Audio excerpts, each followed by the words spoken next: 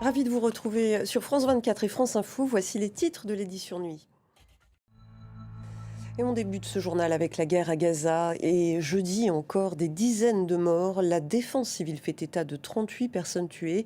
Les mises en garde au gouvernement israélien se multiplient. Le Portugal envisage à son tour de reconnaître l'État de Palestine.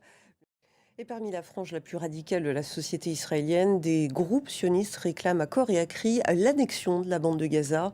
Appuyés par plusieurs ministres, ils militent dans l'espoir d'y installer des colonies.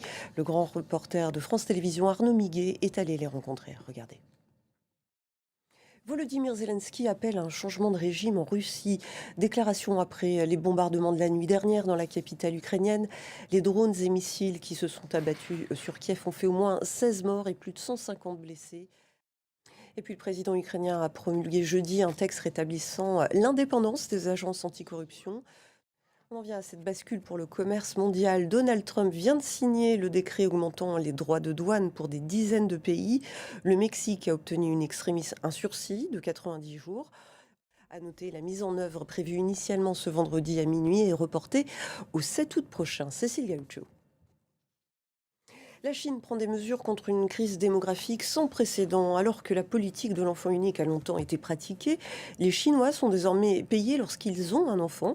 Une prime de 420 euros par an et par enfant est versée aux parents jusqu'à l'âge de 3 ans. Émilie Cizarol. L'ancienne cité d'Alexandrie est-elle vouée à disparaître? Le joyau égyptien est menacé face au changement climatique.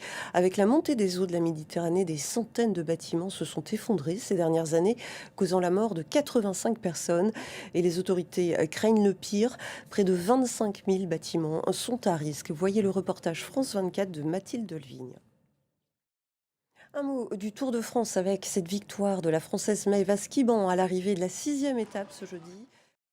Voilà, et au classement général, Kim Lecourt se maintient en tête et Pauline Ferrand-Prévot est deuxième à 26 secondes. Le monde de la culture est en deuil. On a appris la disparition de Robert Wilson, dit Bob Wilson, ce jeudi. Et c'est la fin de cette édition. Prochain journal dans 15 minutes. À tout à l'heure.